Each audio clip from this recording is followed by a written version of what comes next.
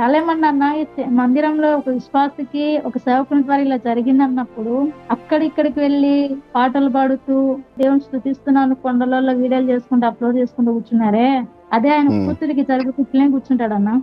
ఇలాగే హ్మ్. ఆరాధించుకుంటూ కూర్చుంటాడన్నా?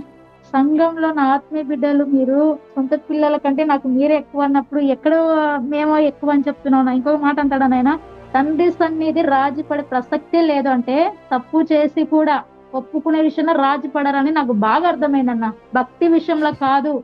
సేవకులకి ఈగో పనికి రాదన్న.